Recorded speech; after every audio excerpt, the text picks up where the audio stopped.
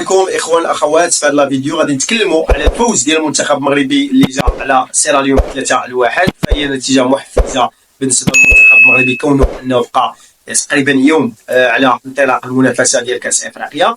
وزائد نتكلموا على الصحافه ديال تونس مصر الجزائر اللي تكلمت على ان المنتخب المغربي والكار والكوت ديفوار تساهلوا مع المنتخب المغربي باش يجري المباراه الوديه اللي جراها امام سيراليون في مباراه في الملاعب الرسميه ديال الكاس. يعني هذا بالنسبه للقانون لا يسمح به ان اي منتخب يجري مباراه وديه، خاصه من كيتسلموا الملاعب للجنه المنظمه يعني للكاف بالنسبه لكاس افريقيا. واخا تكون البلد المنظم فما يمكنلوش يلعب في اي ملعب من الملاعب اللي غادي تحتضن الكاس افريقيا قبل المنافسه، يعني ملي غتشدها اللجنه ديال المنظمه للكاس ديال الكاف. كاين الماتش ديال سيراليون اللي تلعب هذه تقريبا اسبوع قبل هذه المباراه هذه اولا ما كاملاش مع الكوت ديفوار، تلعب في ملعب رسمي يعني اللي غادي يحتضن كاس افريقيا اللي لعب الكوت ديفوار ضد سيراليون وربحت الكوت ديفوار ب5-1 على سيراليون. ولكن انذاك كانت اللجنه مازال ما شداتش الملاعب، يعني ما كانش داك الشيء رسمي، ما كانش اللجنه يعني مكلفه، ما كانش الكاف هو المسؤول على الملاعب. دابا يلاه دخلت الكاف ولا دخلوا التيرانات بالاسم ديال كاس افريقيا، فما يمكنش اي منتخب يجري اي مباراه وديه. المهم الاخوان قبل ما نطرقوا المواضيع والتشكيله واللاعبين اللي غادي يكونوا رسميين ان شاء الله، وكاين لاعب الاحتمال انهم ما غاديش يشاركوا في المباراه الاولى ضد تنزانيا وغادي نهضروا على هذا الخبر، فما تنساوش تدعمونا بلايك سبسكرايب جيم، تشاركوا في القناه وتشيريو الفيديو مع الاصدقاء ديالكم. بالنسبه للخبر ديال كما قلنا الدوله والصحافه وتنقلات الصحافه التونسيه والجزائريه والمصريه، فهذا دعايات، مجرد دعايه تشويش على المنتخب المغربي ولا ربما اخبار مزيفه. فكما شفتوا صور اللي نقلتها الجامعه الملكيه المغربيه، يعني من ان المباراه ما كانش منقوله وما كانش الاعلام حاضر فيها، فشفنا صور من ملاعب او ملعب القرب، ملعب عفوا ماشي ملعب القرب، ملعب التدريبات اللي احتضن المباراه ديال المغرب وسيراليون. وشفنا الصور ديال الملعب، يعني كيبين ان ملعب عادي جدا، ملعب ديال التدريب ولا ملعب ما كيليقش حتى الملاعب ديال التدريب، عنده واحد الصور قصير. فهو اللي احتضن المباراه. ان المغرب ما لعبتش المباراه مع سيراليون في ماتش ديال لوران بوكو او في الملعب ديال لوران بوكو اللي كما كيقولوا بعض الصحافه، كيقولوا السي القجع هو اللي دخل المنتخب المغربي باش يلعب الماتش في لوران بوكو، وكيقولوا بزاف ديال الكلام.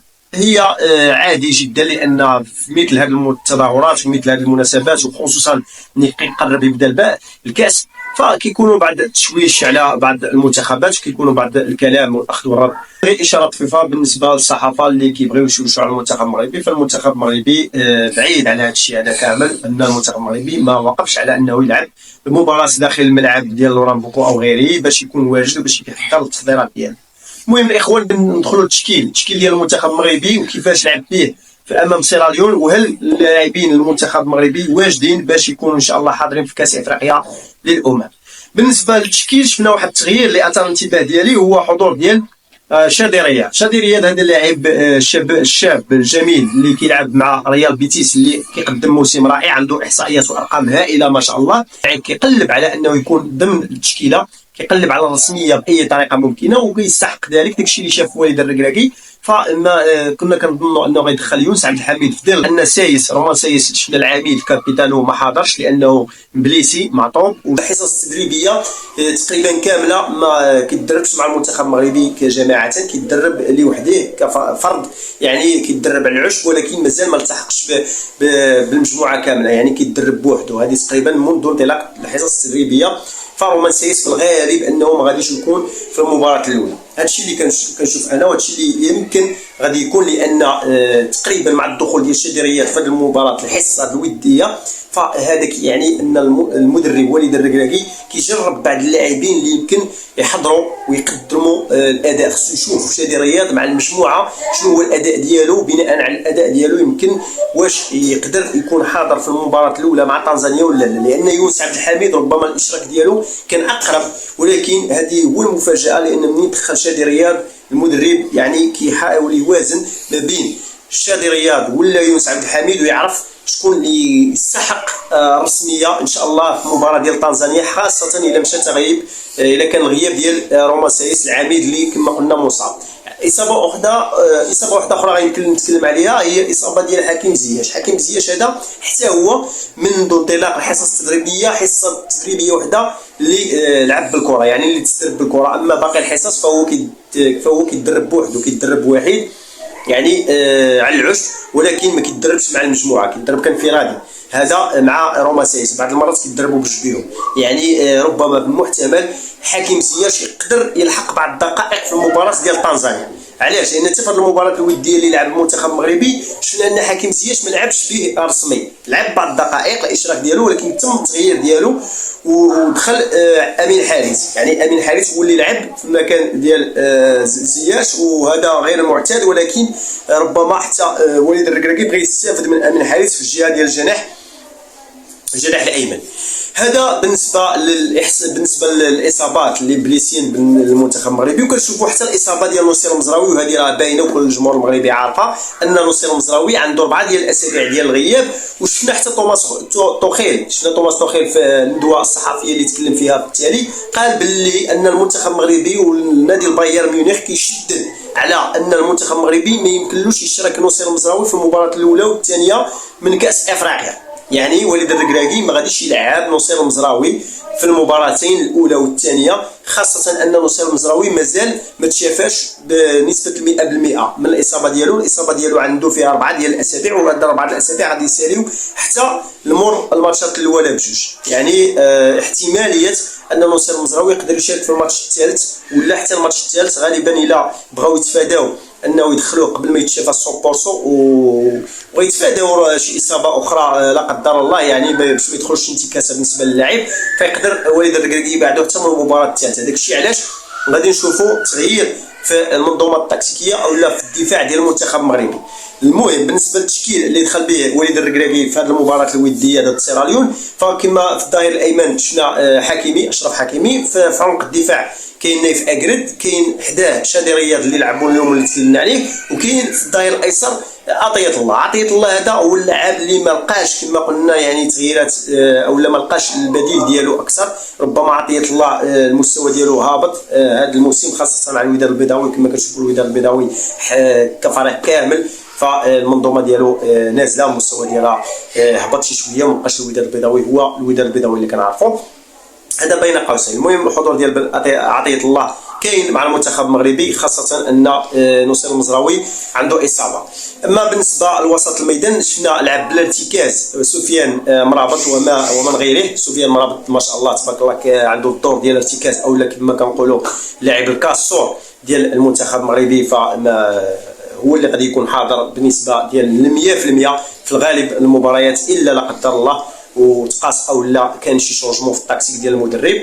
بالنسبه للاعبين المحور او لا بوكس تو بوكس، فلعب معاه سليم املاح ولعب معاه عز الدين النحله. عز الدين النحي لا هو تبارك الله موجود، وهذه بالنسبه تقريبا التشكيله اللي غادي تكون كيلعب بها المنتخب المغربي. كما قلنا في الجناح الايمن حكيم زياش اللي لعب بعض الدقائق وتم التغيير ديالو بامين حارس، ولعبنا راس حربه يونس النصيري اللي كان صايم على التهديف تقريبا شهرين، ما سجلش مع المنتخب المغربي او لا اكثر من ذلك. وشفنا هو غائب الحاضر اللي كلش الاعلام كان كيهضر عليه وحتى اللعابه كانوا كيهضروا عليه والجمهور المغربي كيقولوا علاش اختاروا، هو سفيان بوفال. يعني سفيان بوفال اللاعب المحبوب عند وليد الركراكي. وليد الركراكي كيفضل سفيان بوفال، وكما شفتوا فضلوا على بزاف ديال اللاعبين، الناس اللي كانوا كيطالبوا برحيمي كيطالبوا لكن وليد الركراكي عارف القرب ديالو والطريقه اللي كيلعب بها سفيان بوفال، وسفيان بوفال كيأدي كل ما تعطات له الثقه. ها هو في هذه المباراه هذه سجل هدف في الدقيقه 35، يعني الهدف الثاني ديال المنتخب المغربي. المنتخب المغربي تمكن من تسجيل 3 الاهداف. الهدف الاول سجلو النصيري في الدقيقه 30، كما قلنا سفيان بوفال في 35 سجل الهدف الثاني، والهدف الثالث سجلو ايضا يوسف النصيري في الدقيقه 55، يعني من بدايه المباراه، وتم التغيير ديال يوسف النصيري في الدقيقه 60.